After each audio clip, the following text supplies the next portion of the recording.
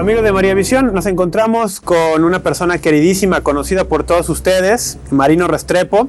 Nos ha concedido unos minutos para hablar de temas de actualidad y de mucha importancia para nosotros en la vida católica. Marino, muchísimas gracias por estar con nosotros. Con mucho gusto, muchísimas gracias, Rafael, por la invitación. Y bueno, bienvenido otra vez a tu casa. Muchas gracias. Vamos al grano porque tenemos los minutos contados. Yo he escuchado el testimonio que tú compartes, la misión que te ha llevado por todo el mundo literalmente. Y tú dices esto: en la iglesia tenemos todo lo que necesitamos para nuestra salvación. Todo lo que nuestro Señor quiso dejarnos está allí en el depósito de la fe. No sé si tú coincidas conmigo que gran parte de los males que estamos viviendo es porque los católicos no hemos sabido valorar esa riqueza, ese tesoro que tenemos. No valorarlo se manifiesta en no vivir como la iglesia nos pide vivir. Y quiero ir aquí a un punto puntual. Yo veo en el mundo una crisis de santidad, una crisis de familia, y quiero pedirte tu opinión sobre algo. Me he encontrado en conferencias, en pláticas, con infinidad de matrimonios católicos, personas de buena fe, personas buenas, de misa cada domingo, de apostolado, que viven según la iglesia en todo, excepto en la enseñanza de la iglesia con respecto a la moralidad sexual en el matrimonio específico, anticoncepción. ¿Será un mal realmente tan grande como lo estoy haciendo ver o no? Yo pienso que sí. Me parece que uno de los errores más grandes que podamos tener nosotros como católicos en el mundo en que vivimos hoy es esa negociación que tenemos con la castidad, esa negociación que tenemos con el manejo que le damos a la sexualidad en el matrimonio, donde, como tú bien decías, Rafael, el hecho de que yo sea un católico bueno, sí, entre comillas bueno, que voy a misa, que me confieso, que participo en la iglesia en tantas áreas de la fe, pero que yo estoy usando los anticonceptivos, pues yo estoy participando prácticamente en el aborto, porque sabemos que los anticonceptivos producen abortos. Entonces, si por un lado soy un manifestante pro vida y por otro lado tomo anticonceptivos, entonces con un pie estoy dañando lo que el otro hace. Y así es que tenemos que tener una conciencia mucho más profunda del depósito de nuestra fe en el sentido de la obediencia. Porque si nosotros no obedecemos exactamente a lo que la doctrina nos señala con referencia a la sexualidad en el matrimonio, estamos siendo también partícipes de un crimen muy grande, que es el aborto, y trae terribles problemas contra la familia, porque el demonio entra y de ahí viene la división, el espíritu de división por la muerte causada en los abortos, por los anticonceptivos, y vienen las crisis matrimoniales, que son causa de la desobediencia, y luego no van a entender por qué hay crisis en el matrimonio, si son tan buenos, si oran tanto, si son tan católicos, pero es que le abrieron una puerta al diablo. Yo diría que eso es. Has mencionado dos conceptos. Se está negociando con el error, con el enemigo, y por otro lado no hay obediencia. Y ahora quisiera que vayamos a este punto de la obediencia. Muchos queremos ser católicos a nuestra manera, se ha hablado mucho de esto, y uno de los puntos que yo encuentro donde que nos quedamos muy flojos, muy laxos, es en el amor, en la reverencia debida al sucesor de Pedro, a los papas. Muchas personas dicen, pues sí, la iglesia y todo, pero bueno, lo que el Papa nos diga viene como él lo quiera decir. A mí no me va a hacer una influencia real en mi vida. ¿Qué tan importante es la figura del sucesor de Pedro, el vicario de Cristo en la tierra, para mantenernos en esa verdadera fe? Pues pienso que yo diría que es tan importante tener una relación con la cabeza de la iglesia como es tener una relación con la cabeza de la familia. Porque la iglesia es nuestro hogar, y si nosotros no tenemos cabeza en el hogar, pues estamos descabezados, simplemente. Por esa razón, yo pienso que un católico que no tiene relación con el Papa, o sea, no tiene el papado concebido en su fe, es un católico descabezado. Y por esa razón se nos roban las sectas. Toda esta fábrica de cristianismo que viene casi todo de Norteamérica, que es una industria, que es un movimiento de la nueva era, lo diría yo, vestidos de ángeles de luz. Todos estos pastorcitos mentirosos vienen a robarse esos católicos descabezados que no conocen la iglesia por su jerarquía. Y yo digo, cuando nosotros vemos a San Pablo, vemos el ejemplo grande de lo que es ir a la cabeza. San Pablo se le apareció el Señor. podía haber hecho su propia secta, su propio cristianismo, él con lo que él aprendió del Señor que le infundió toda esa fe, lo mismo que a los apóstoles. Sin embargo, se fue hasta Jerusalén y se puso en obediencia a Pedro. Y Santiago, que era el obispo de Jerusalén, entre los dos le impusieron manos y lo enviaron. Entonces fue un enviado de la cabeza de la iglesia. Y eso es lo que todos debemos hacer. Nosotros estamos bajo la obediencia de Pedro. Precisamente yo estoy organizando un movimiento de jóvenes misioneros del Santo Padre para tener misioneros en las parroquias que tengan la presencia del Papa en la iglesia para que todos conozcamos la cabeza y podamos obedecerle a la cabeza. Me parece no había escuchado que tenías esta iniciativa, me parece increíble, porque estoy seguro que en la medida que los jóvenes y todos nos involucremos en este amor, en este reconocimiento de la cabeza de la iglesia, como tú dices, tendremos la cabeza en nuestro lugar. Muchas veces parecería en estos tiempos que hemos perdido la cabeza, y yo creo que empieza por ahí. Hemos perdido la autoridad de la iglesia.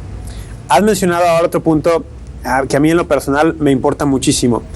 Una abundancia, proliferación de sectas. Es un supermercado de cristianismo o de pseudo cristianismo. Existen muchas personas que se han dejado invadir por este relativismo y decir, mira, yo soy católico, creo que la religión católica es verdadera, pero si aquel quiere ser un cristiano bíblico, pues que lo sea. También así puede estar en la verdadera fe. Tú dices, esto puede ser inclusive hasta de la nueva era. Ángeles, disfrazados más bien de ángeles de luz, pero no son ángeles. O si lo son, no son divinos. Lo que yo quisiera ir ahora. En Latinoamérica lo estamos viviendo cada día más dramático. Financiado por Estados Unidos en muchos casos. Están perdiendo la fe muchísimas personas.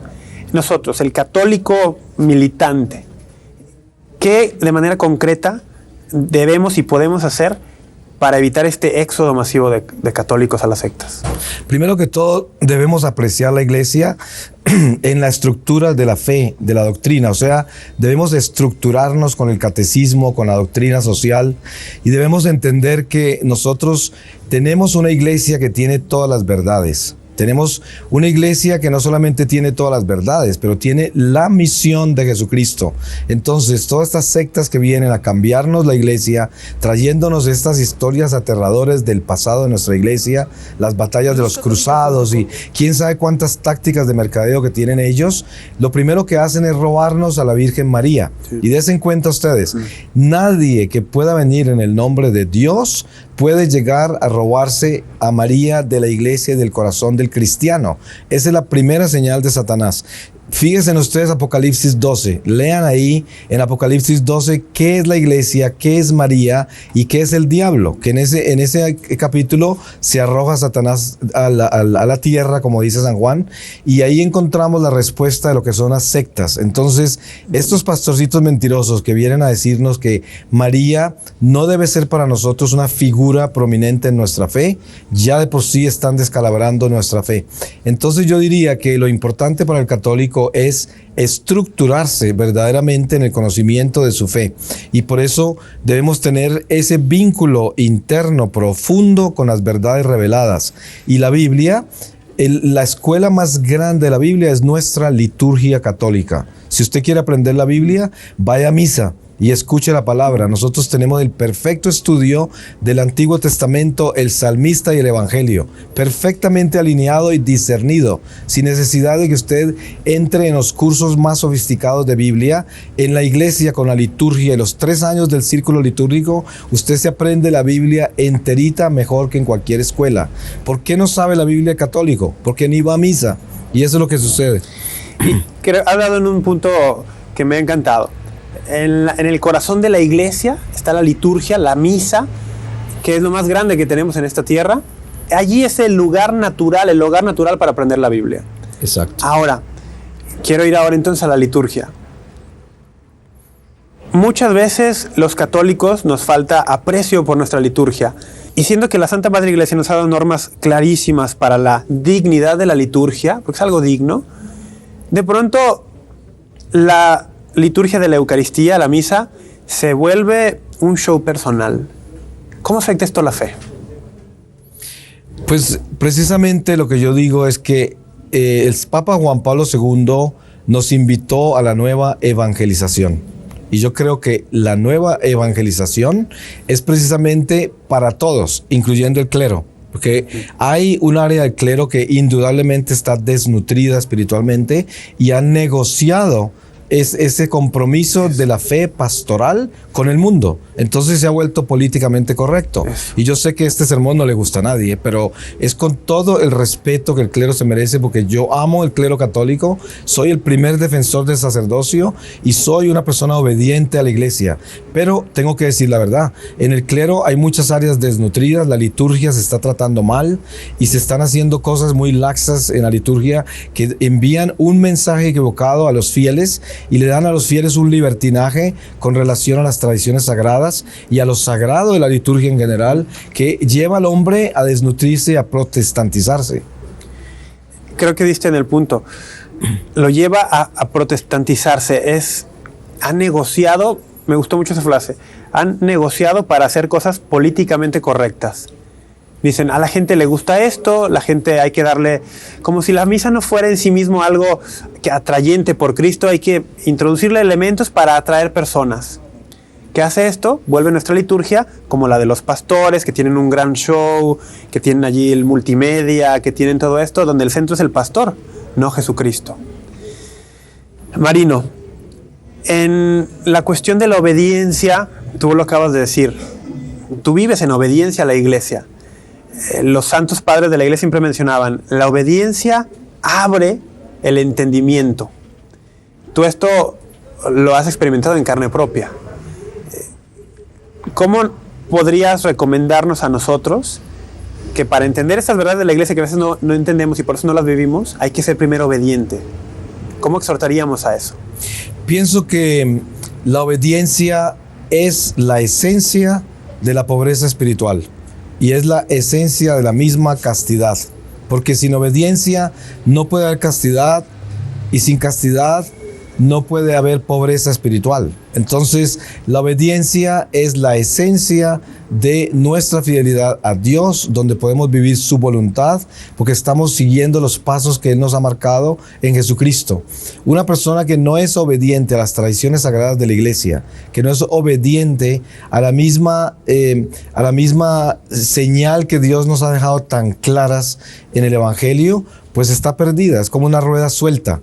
No se necesita pensar mucho para saber de que una persona que no obedece a lo que Dios nos ha pedido obedecer, está perdida, está fuera del camino. Entonces es importante tener atención de qué es obedecerle a la iglesia, porque cuando le obedecemos a la iglesia, le obedecemos es a Cristo, no le estamos obedeciendo a seres humanos. La prueba está que Cristo sanaba a los enfermos a la orilla del camino y siendo Dios, los mandaba a la iglesia a purificarse con los sacerdotes. Y esos sacerdotes eran los mismos que le iban a matar a Él, pero Él los mandaba era obedecerle al Padre Celestial que era la iglesia. Y eso es lo que tenemos que acordarnos nosotros, obedecerle al Padre Celestial, sin importar en qué andan los seres humanos en la iglesia. Porque si nos vamos a complacer al ser humano y negociamos la relación con el humano y dejamos la de Dios a un lado, nunca seremos obedientes. Ciertamente. Ahora, habla de que estamos malnutridos o desnutridos en muchos aspectos. Sabemos los católicos, tenemos esta riqueza que por más que hablemos de ella, por más que tratemos de explicarla, nunca la agotaremos, que nuestro alimento es la Eucaristía. Los sacramentos en general, pero la Eucaristía, que es el sacramento de sacramentos. Yo quisiera que nos hablaras un poco de la relación inseparable que debe haber entre Eucaristía y el sacramento de la reconciliación. De pronto vemos la fila de la comunión muy larga y la fila de la confesión muy corta. Pero existe en la Biblia misma una relación innegable para esto. Es verdad, el sacramento de la confesión fue instituido por el Señor. Él resucitó, se le aparece a los apóstoles y les anuncia: los envío y les doy el poder de perdonar pecados o de retenerlos. Ya está instituido el sacramento a través del intermediario. Ahora, ¿qué es lo importante de ese sacramento, la confesión? Que nosotros debemos subyugar, someter esta naturaleza rebelde al Espíritu. Y la única manera de hacerlo para tener un corazón dócil es humillándonos, arrodillándonos y confesando nuestros pecados a otro pecador. Entonces eso nos deja a nosotros libres para poder tener el corazón preparado y recibir la Eucaristía. San Pablo dice no te atrevas a venir al altar del Señor a comer de este pan, o sea, de la Eucaristía, porque si no estás preparado, te comes tu propia condenación. Si no fuera así importante, no lo hubiera dicho. Y yo sé que esa es la clave, la base, la esencia de nuestra fortaleza espiritual. Una buena reconciliación y la Eucaristía podrá actuar en nosotros de la manera que Dios quiere que actúe, porque somos instrumentos eucarísticos de reparación. Eso es lo que somos los católicos. Comulgamos para alimentar el resto de la humanidad, y sobre nosotros, en nuestra carne y en nuestra sangre, Jesús se cristifica para comprar almas. Esto significa entonces que si yo puedo estar comulgando habitualmente, pero si no estoy bien dispuesto en mi interior, si no estoy reconciliado con Dios, pues no solamente no me está haciendo provecho esta comunión a mí y al mundo, sino, como dice Pablo, puede estar obrando para mi propia condena. Exactamente, obra para la propia condena. Porque si nosotros entendemos lo sagrado del sacramento, entonces en ese momento nos damos cuenta que sin una reconciliación apropiada, estamos cometiendo un sacrilegio espantoso cuando vamos a comulgar sin prepararnos, porque estamos recibiendo a Dios vivo. En la última cena, vemos que Jesús le da el pan a Judas en la boca, y la palabra dice, y Satanás entró en él, y Jesús le dijo, vete a hacer lo tuyo. ¿Qué quiere decir eso? ¿Qué fue lo que comulgó Judas? Judas comulgó su propia traición, porque estaba en pecado mortal. Él iba a traicionar al Señor y le recibió el pan de las propias manos de él, sabiendo que con ese pan se iba a traicionarlo. Entonces, ¿qué es lo que hace el que comulga en pecado mortal? Judas, porque entonces se come el pan de vida para ir a vivir en la muerte. Eso es lo que es Judas. Y eso es un Judas el que comulga que no está preparado. Y seguramente que esto suena muy duro, muy radical, pero es que la palabra de Dios es así. O es o no es. Ahora que hablamos de la Eucaristía, sabemos que la Eucaristía es prenda de inmortalidad. El Señor dice, el que come mi carne, bebe mi sangre, tiene vida eterna, yo le resucitaré el último día. Desafortunadamente, por toda esta división que han creado las sectas, han mermado la autoridad de la Iglesia, han mermado la credibilidad de la Iglesia y por lo tanto han mermado la credibilidad de Cristo mismo. Hoy en el cristianismo, en el mundo entero, se han infiltrado doctrinas, creencias totalmente separadas del cristianismo. Quiero hablar en particular de la reencarnación. Muchísimo católico allá afuera, cristiano, evangélico, bíblico también, dicen, bueno, pues sí, pero la reencarnación a mí no me parece que sea incompatible con la fe cristiana. ¿Cómo le decimos a estas personas el error en el que están? Pues es un error gravísimo. Yo particularmente creía en la reencarnación porque había naufragado en el paganismo oriental, en el hinduismo, en el budismo, en todas estas creencias y filosofías.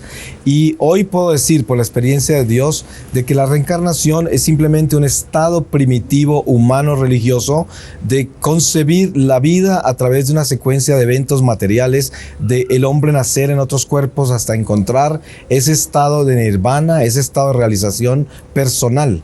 Pero eso es una contradicción totalmente al cristianismo, porque nosotros no somos reencarnacionistas, somos resurrección. Nosotros resucitamos, no reencarnamos. Y esto tenemos que tenerlo muy claro. Jesús nos ofreció a nosotros un camino, y ese camino es: yo te resucitaré en el último día. Y se está refiriendo a que nosotros vivimos una vida terrenal y la vida continúa después de la muerte, pero después de este cuerpo, y no regresamos a este cuerpo nunca más, sino que al final, en el juicio final, Dios nos dará el cuerpo que enterramos, pero nos lo hará perfecto e inmortal como lo teníamos en el principio antes de la caída en el pecado original. Por lo tanto, la reencarnación es una concepción primitiva de los seres humanos que, sin conocer a Dios, tenían que sacar como secuencia de eventos naturales de que la memoria que tenían dentro de sí del pasado tenía que ser resultado de muchas vidas. Es un estado primitivo, y cuando el hombre pierde la gracia, regresa a ese estado elemental humano que no puede concebir la resurrección. Exactamente. Tener fe en la resurrección ciertamente es obra de la gracia. Es la base de nuestra fe, obra de la gracia. Ahora, ya que estamos hablando de estas realidades últimas, como les llama la Iglesia, los novísimos, has mencionado tú el juicio final. La pregunta de qué después de la muerte siempre nos ha cautivado a todos, nos causa cierto asombro, cierto miedo. Y en los últimos años hemos sido presa, producto también de nuestra ignorancia, de estas teorías que abundan, que pululan, del fin del mundo ya muy próximo. Inclusive las sectas lo utilizan como carnada para decir, si no estás en este grupo, no hay oportunidad para ti. La Biblia es clara diciendo que nadie sabe ni el día ni la hora, solamente el Padre. Sin embargo, también Jesús dice, existen signos. ¿Qué podemos decir a todas estas personas que necesitan una respuesta ante tal ataque, bombardeo sobre el supuesto fin de los tiempos inminente? Yo pienso que toda esta profecía de los fines de los tiempos, milenaria como la llaman, es una distracción. Porque primero que todo es la carnada de las sectas que ellos mismos construyeron, todas estas fábulas increíbles que sacaron de la Biblia y las transversaron, el miedo de la marca la bestia y el chip y viene no sé cuántas cosas, un solo orden mundial y todo eso es verdad. Esas cosas pueden ser ciertas, pero no importan, porque el Evangelio nos enseña a nosotros a vivir sin miedo. El Evangelio nos dio un espíritu de fortaleza y Jesucristo nos da a nosotros la señal clara de que no es acerca de lo que va a suceder, sino lo que está sucediendo ya. O sea, cada día con su afán. Nosotros debemos vivir el presente en fe y vivir en confianza y en esperanza de que Dios nos salva a los que somos justos y a los que vivimos en obediencia. Entonces yo diría, no importa si el mundo entero se acaba en un solo instante, porque estaremos solitos ante el tribunal del Señor aunque nos muramos todos juntos. Sí. Lo que importa es la conversión del corazón, y todos estos mensajes proféticos de los finales de los tiempos no son más que una distracción, y hay mucho católico que está dedicado a escribir miles de libros de esos y a predicar mensajes proféticos de terror, y lo que están haciendo es imitando las sectas, se están protestantizando también y haciéndole perder tiempo al pueblo cuando les debían invitar es a comulgar, a confesarse, a aprenderse en el catecismo, en vez de aprender estos terrores de lo que va a suceder. Marino, y al final de cuentas, en cada Eucaristía nosotros decimos, ven Señor Jesús. Es nuestro anhelo. Los cristianos esperamos la venida del Señor. Entonces, si el fin del mundo significa que el Señor ya va a venir, pues que venga cuando quiera. Exacto. Mientras más pronto, mejor también. Debemos estar preparados, sí. Lejos de ser algo de miedo, debe ser para nosotros un motivo de gozo. Bueno, va a venir el Señor, aleluya. Exacto. Un católico que no tenga gozo es un católico que está bien sospechoso. Sí. Yo pienso que no se trata de sembrarle terror a la gente, sino de sembrarle esperanza. El Evangelio es esperanza, porque si no tenemos esperanza jamás tendremos caridad, y por lo tanto sembrar miedo acerca del futuro no viene de Dios. Exactamente. El secreto del cristiano es la alegría, dicen muchos de los santos. Y la Biblia dice, hay que estar alegres en todo momento. Sí. Mari, nos quedan unos cuantos minutos. Me gustaría, si te parece bien, terminar esta conversación para que te conozcamos un poquito más a ti, a Marino Restrepo, con unas preguntas sencillas, que el objetivo es que tú respondas de manera rápida, para conocerte un poquito más en tu fe. ¿Te parece bien? Muy bien. Muy bien, vamos a ver.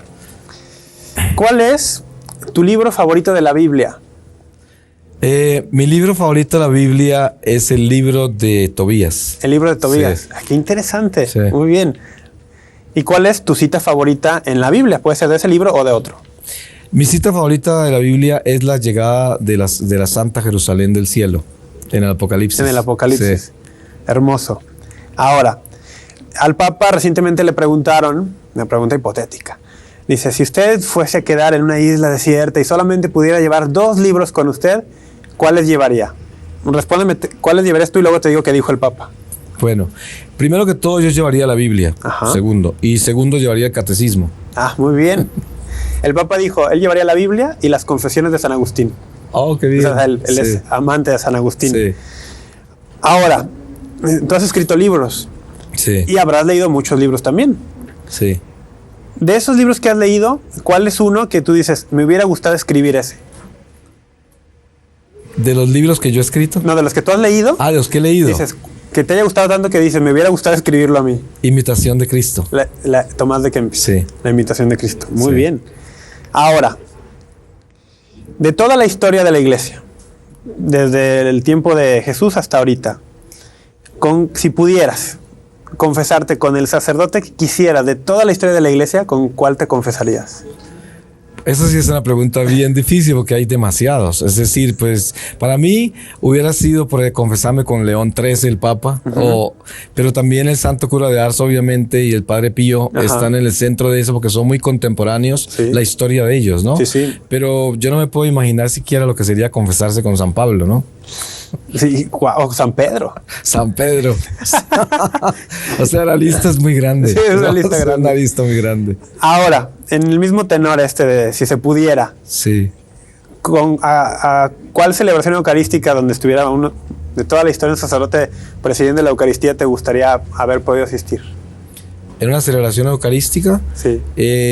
Es casi que la misma situación, porque es que es ilimitado, ¿no? Pero yo pienso que contemporáneamente, yo pienso que haber estado en la Eucaristía con Juan Pablo II fue precisamente eso, y con nuestro nuevo Papa. Yo hablo de mi tiempo, ¿no? Claro. Ahora yo podría pensar en muchos otros papas especialmente que admiro muchísimo y que me hubiera encantado participar en una Eucaristía con ellos, ¿no? Sí. ¿Has estado en Roma? Sí, muchas veces. ¿Cuál de las basílicas mayores te gusta más? Pues la Basílica San Pedro. Sí, claro. Claro, Sí, hermosísimo. sí. A ver, ¿has estado en Tierra Santa? Sí. ¿Cuál es tu lugar favorito en Tierra Santa? Belén.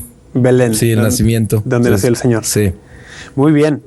Pues esta era la lista de preguntas rápidas que teníamos. Te agradezco muchísimo.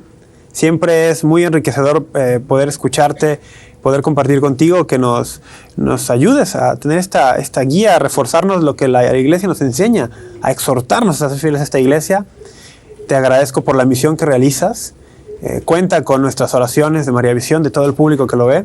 Sabemos que estamos en las tuyas también. Sí. Y esta es tu casa, y que el Señor te siga acompañando en esta misión que te ha encomendado. Muchas gracias, Rafael. Lo mismo para todos. Así es. Gracias. Pues muchas gracias, amigos. Este ha sido un encuentro breve, pero muy interesante, muy nutritivo que hemos tenido con nuestro hermano Marino Restrepo. Esperamos que haya sido de su agrado, pero sobre todo esperamos que hayan encontrado aquí la luz de la verdad, la luz de Cristo, de la cual no es autor ni Marino Restrepo, ni siquiera el Papa. El autor de la luz es la misma luz, nuestro Señor, Dios mismo, trino y uno.